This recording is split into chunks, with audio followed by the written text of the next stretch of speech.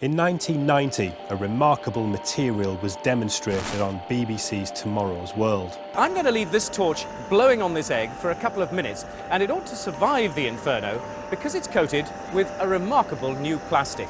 The substance appeared to have incredible heat-resistant properties. The egg hasn't even begun to start cooking.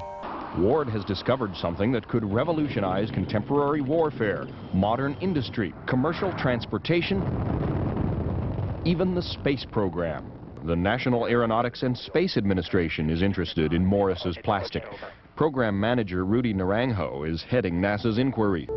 Any place where there's heat, it will have applications. Any place where there's radiation, has applications. NASA's interest in Starlight was first sparked by an article in Jane's International Defense Review. It told how Starlight, in tests, withstood the most intense forms of energy. For example, lasers that would normally burn through half an inch of steel in a couple of seconds did little damage to the surface of Starlight. But Starlight's done even more than that.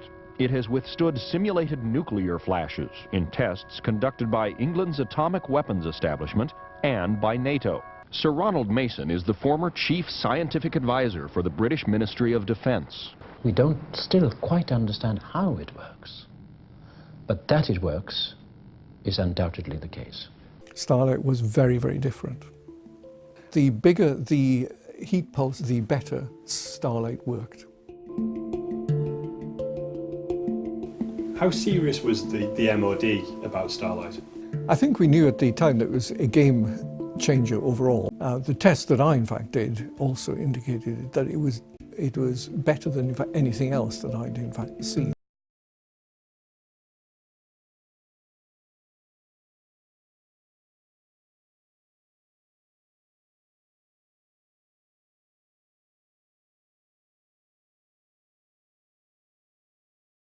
What is Starlight?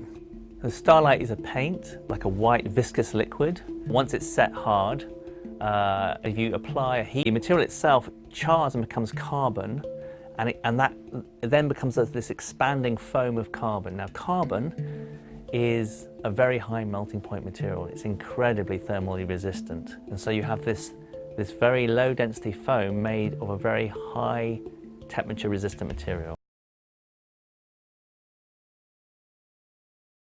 He refuses to patent Starlight because he doesn't want to publish the formula, and he withstands even the most persistent inquisitions. All right, Morris, what's in it? Suppose a bit of flour and baking powder. He was being very cautious about what happens when you actually publish patents.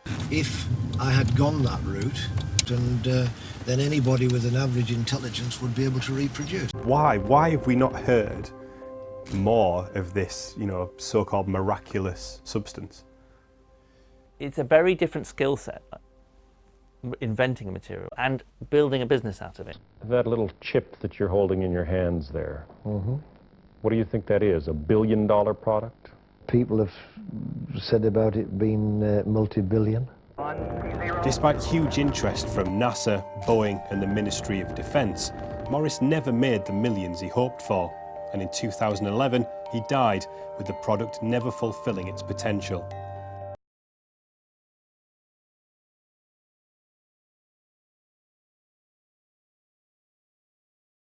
Now, we heard about a US company, Thermashield, through Keith Lewis.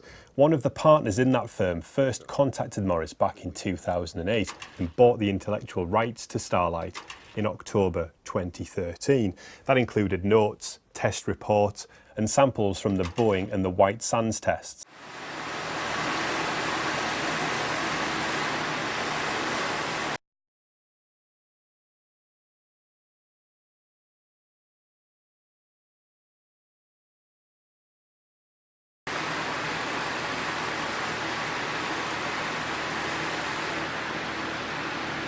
Five minutes.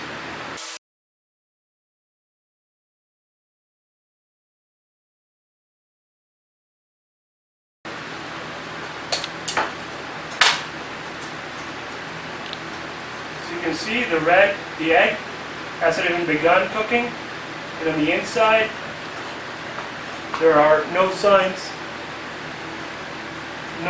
of congealment.